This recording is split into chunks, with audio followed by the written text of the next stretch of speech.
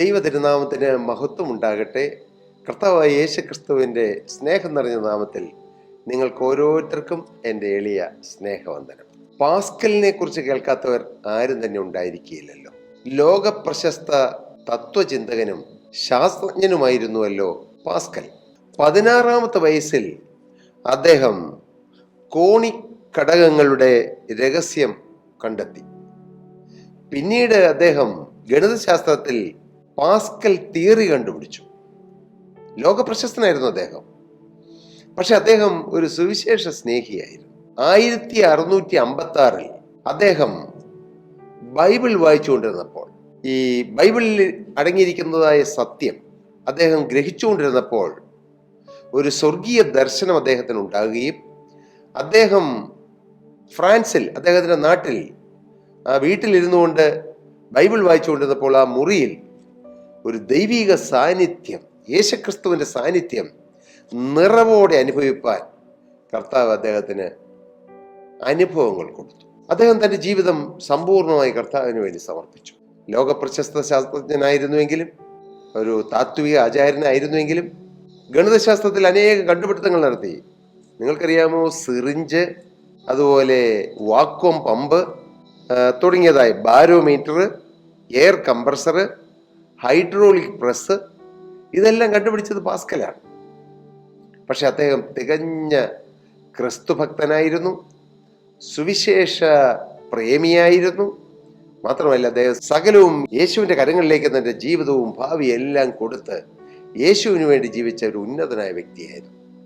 ദൈവനാമത്തെ ഞാൻ നിങ്ങളോട് പറയുന്നത്, ഒരു മനുഷ്യന് ഈ ഭൂമി ലഭിക്കാവുന്ന ഏറ്റവും വലിയ ഭാഗ്യം, അദ്ദേഹം ഏത് ജീവിത നിലവാരത്തിലുള്ള ഒരു വ്യക്തിയുമാകട്ടെ, പണ്ഡിതനാകട്ടെ, പാമരനാകട്ടെ, ദരിദ്രനാകട്ടെ, ധനികനാകട്ടെ, പ്രസിദ്ധനാകട്ടെ, ഒരുപക്ഷെ ഈ ലോകത്തിൻ്റെ ഏതെങ്കിലും ഒരു കൊച്ചു മൂലയിൽ ഒതുങ്ങിക്കഴിയുന്ന ഒരു വ്യക്തിയാകട്ടെ, ആരുമാകട്ടെ, അവൻ ഭാഗ്യവാനാകുന്നത് യേശുക്രിസ്തുവിനെ സ്വന്തം രക്ഷിതാവും കർത്താവായി സ്വീകരിക്കുമ്പോഴും യേശുവിനെ അനുഗമിക്കാൻ തൻ്റെ ജീവിതം വിട്ടുകൊടുക്കുമ്പോഴുമാണ്.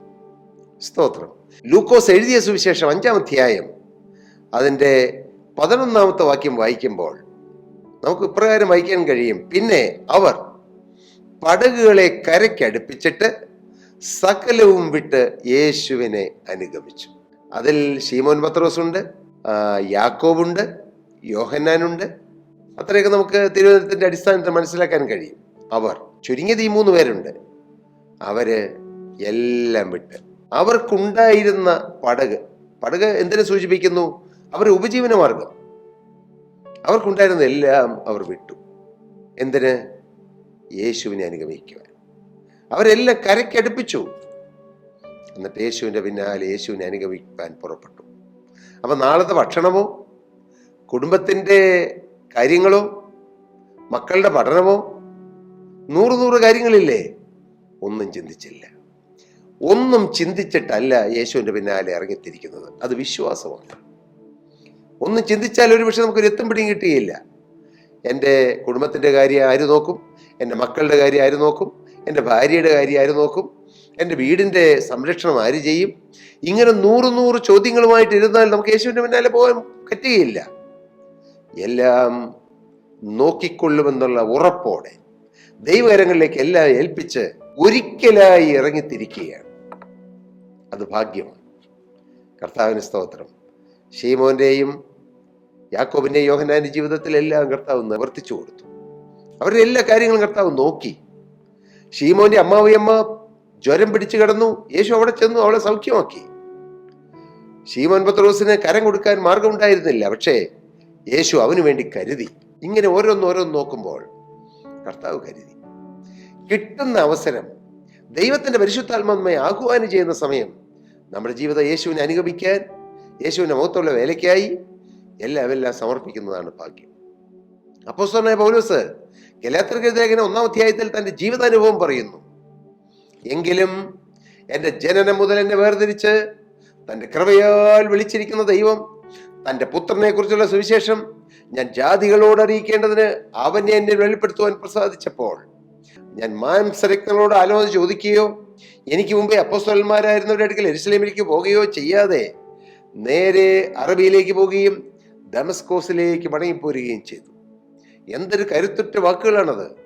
ഒരു കാലത്ത് സുവിശേഷത്തിനെതിരായി ദൈവമക്കളെ ഉപദ്രവിച്ച് പീഡിപ്പിച്ച് അവരെ കൊല്ലുവാൻ പോലും മഹാപുരോഹിതന്മാരുടെ കയ്യിൽ നിന്നും അധികാരപത്രം വാങ്ങി ദമസ്കോസ് പട്ടണത്തിലുള്ളവരെ പിടിച്ചു കെട്ടിക്കൊണ്ടുവരുവാൻ പോയ പൗലോസിനെ കർത്താവ് രൂപാന്തരപ്പെടുത്തി. കർത്താവ് തൊട്ട് കഴിഞ്ഞാൽ പിന്നെ കർത്താവിന് വേണ്ടി ഓട്ടം തുടങ്ങും. മകനെ, ഇന്ന് നീ കർത്താവിന് വേണ്ടി ഓടാതിരിക്കുന്നത് നിന്നെ വാസ്തവമായി തൊട്ടതാരെന്ന് നീ തിരിച്ചറിയുന്നില്ല. ഹല്ലേലൂയ. യേശു തൊട്ട ജീവിതങ്ങൾ അടങ്ങിയിരിക്കുകയില്ല. യേശു ജീവിതത്തിൽ മാറ്റം വരുത്തിയവര് അവരുടെ നാവടങ്ങുകയില്ല, അവരുടെ ശരീരം അടങ്ങിയില്ല. ഒരു പീഡയ്ക്കോ ഒരു പീഡനത്തിനോ നിയമങ്ങൾക്കോ അവർക്ക് ക്രിസ്തുവിനോടുള്ള സ്നേഹമോ ദൈവവേലയ്ക്കുള്ള എരിവോ നഷ്ടപ്പെടുത്തി കളയാൻ കഴിയുകയില്ല. കർത്താവിന് സ്തോത്രം. ദൈവനാമം മഹത്വപ്പെടട്ടെ. പത്രോസ് അപ്പോസ്തലനും അങ്ങനെ ഇറങ്ങിത്തിരിക്കുകയാണ്.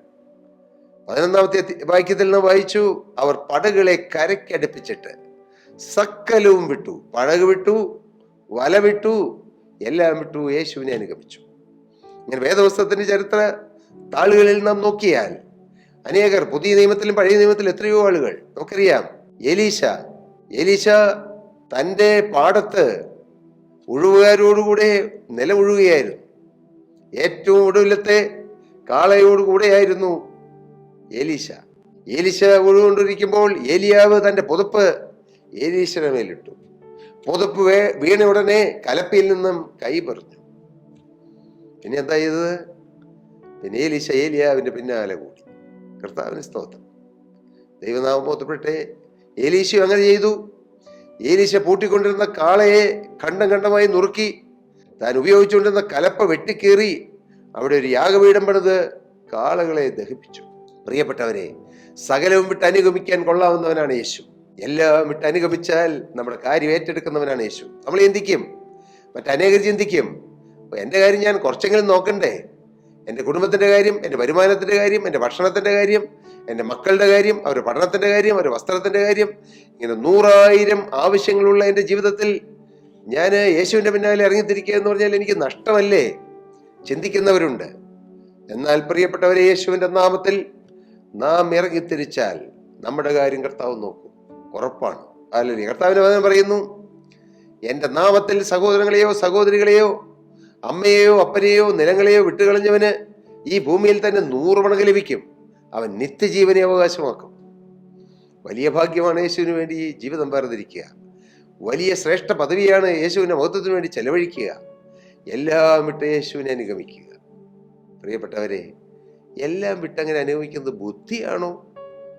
ബുദ്ധിയിൽ ആലോചിച്ചാൽ മകനെ നിനക്കൊരു അന്തവും കിട്ടുകയില്ല. എല്ലാം വിട്ടിട്ട് യേശുവിൻ്റെ പിന്നാലെ പോകുന്ന അത്ര നല്ല കാര്യമാണോ? പലരും ചിന്തിക്കും. എൻ്റെ പ്രിയപ്പെട്ടവരെ, ഈ ഭൂമിയിലെ കാര്യം കർത്താവ് നോക്കും. പോരാ, നിത്യയുടെ കാര്യം കർത്താവ് നോക്കും. നമ്മുടെ മക്കളുടെ കാര്യം കർത്താവ് നോക്കും. അവരുടെ പഠനം, അവരുടെ ഭാവി, അവരുടെ കാര്യങ്ങൾ എല്ലാം തൊട്ട് കർത്താവ് നടത്തും. ഞാൻ അനുഭവത്തോട് ചേർത്താണ് പറയുന്നത്. നല്ല യൗവന പ്രായത്തിൽ 19-ാമത്തെ വയസ്സിലാണ് ജീവിതം കർത്താവിന് കൊടുക്കാൻ എനിക്ക് ഭാഗ്യം കിട്ടിയത്. എല്ലാം വിട്ടു എന്ന് പറയാനൊന്നും എനിക്ക് അഭിമാനിക്കാൻ വകയില്ല.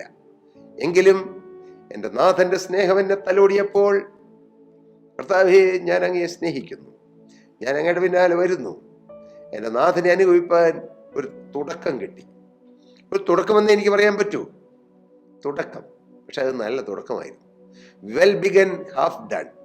യേശുവിന് വേണ്ടി ജീവിതം വേർതിരിക്കാൻ തുടങ്ങിയാൽ അത് ജീവിതത്തിൻ്റെ പകുതിയിൽ കൂടുതൽ വിജയമായി. ഇന്ന് പരാജയപ്പെട്ട് കിടക്കുന്നവരെ, നിങ്ങളുടെ ജീവിതം പരാജയമടഞ്ഞ് കിടക്കുകയാണോ? നിങ്ങളുടെ ജീവിതം നിരാശയിൽ കിടക്കുകയാണോ? നിങ്ങളുടെ ജീവിതത്തിൽ ഒന്നും നേടിയില്ലല്ലോ എന്നോർത്ത് നിങ്ങൾ സങ്കടപ്പെട്ട് യാക്കോബ് പണ്ട് പറഞ്ഞതുപോലെ ഞാൻ ഇനി എൻ്റെ സ്വന്തം ഭവനത്തിന് വേണ്ടി എപ്പോൾ കരുതുമെന്നോർത്ത് നിങ്ങൾ നിരാശയിൽ കഴിയുന്നവരാണോ? ഇന്ന് കൊടുക്കൂ നിങ്ങളുടെ ജീവിതം യേശുവിന്. നിങ്ങളുടെ ജീവിതത്തിൻ്റെ പകുതിയിൽ കൂടുതൽ വിജയം അപ്പോൾ തന്നെ നടക്കും. പിന്നെ ബാക്കി കാര്യങ്ങളോ അത് കർത്താവ് നോക്കിക്കൊള്ളൂ. എനിക്ക് നല്ല ഉറപ്പാണ്. അനുഭവങ്ങളുടെ പിൻബലത്തിൽ നിന്നുകൊണ്ടാണ് ഇതെല്ലാം പറയുന്നത്. ഞാൻ പുറകോട്ട് തിരിഞ്ഞു നോക്കുമ്പോൾ എനിക്ക് നന്ദിയെ പറയാനുള്ളൂ. കർത്താവേ, ഇന്ന കാര്യം അവിടുന്ന് എനിക്ക് ചെയ്തു തന്നില്ലല്ലോ എന്ന് പറയാൻ എനിക്കൊന്നും എൻ്റെ ഓർമ്മയിലില്ല. എല്ലാം കർത്താവ് തന്നു, ഒന്നിനും കുറവ് വരുത്തിയില്ല. ആത്മീയമായും ഭൗതികമായും കർത്താവ് എന്നെ അനുഗ്രഹിച്ചു, കുടുംബമായി അനുഗ്രഹിച്ചു, നല്ല ഔദ്യോഗിക പദവി തന്നു, നല്ല കുടുംബ ജീവിതം തന്നു, നല്ല ഭാര്യയെ തന്നു, നല്ല കുഞ്ഞുങ്ങളെ തന്നു, നല്ല കുടുംബം തന്നു, നല്ല മാതാപിതാക്കളെ തന്നു, നല്ല സഹോദരങ്ങളെ തന്നു, നല്ല ആത്മീയ കൂട്ടായ്മ തന്നു. കർത്താവിനെ സാക്ഷിക്കാൻ ലോകത്തിന്റെ അനേക രാജ്യങ്ങളിൽ പോയി യേശുവിനെ സാക്ഷിപ്പാൻ, യേശുവിന്റെ സുവിശേഷം അറിയിപ്പാനും അവസരങ്ങൾ തന്നു. ഞാൻ എൻ്റെ ഔദ്യോഗിക കാര്യത്തിന് വേണ്ടിയും ദൈവവേലയോടുള്ള ബന്ധത്തിലും അനേക വിദേശ രാജ്യങ്ങളിൽ പോകാൻ ഇടയായിട്ടുണ്ട്. അവിടെയെല്ലാം എൻ്റെ യേശുവിനെ സാക്ഷിപ്പാൻ, യേശുവിനെ ഉയർത്താൻ, എന്നെ സ്നേഹിച്ച എൻ്റെ യേശുവിനെ ഉയർത്താൻ എനിക്ക് കർത്താവ് ഭാഗ്യം തന്നു. നിസ്സാരതയിൽ നിന്നും കുപ്പയിൽ നിന്ന് തന്നെ ഉയർത്തി എൻ്റെ കർത്താവിനെ ഉയർത്താൻ, എൻ്റെ നാഥനെ ഉയർത്താൻ എനിക്ക് അവസരം തന്നു. പ്രിയരെ, നിങ്ങൾ എല്ലാം വിട്ട് യേശുവിനെ അനുഗമിച്ചാൽ നഷ്ടമല്ല, എല്ലാം ലാഭമാക്കി തരും. ഞാൻ പറഞ്ഞത് യേശുവിനെ അനുഗമിക്കാൻ തുടങ്ങിയാൽ കോടീശ്വരനാവുമെന്നും ഞാൻ പറയുന്നില്ല. ചിലപ്പോൾ ആകാം, ആകട്ടെ ആകാതിരിക്കട്ടെ, യേശുവിനെ അല്ലേ അനുഗമിക്കുന്നത്. He is the lord of lord and he is the king of king. രാജാതി രാജാവും കർത്താതി കർത്താവും പ്രഭുക്കന്മാരുടെ പ്രഭുവായവനെയാണ് നാം പിൻഗമിക്കുന്നത്. അതെത്ര ശ്രേഷ്ഠമാണ്, എത്ര ഭാഗ്യമാണ്. യേശുവിനെ എല്ലാവരും അനുഗമിക്കണം. അനുഗമിക്കാൻ കൊള്ളാവുന്ന യേശു മാത്രമേ ഉള്ളൂ, മറക്കരുത്.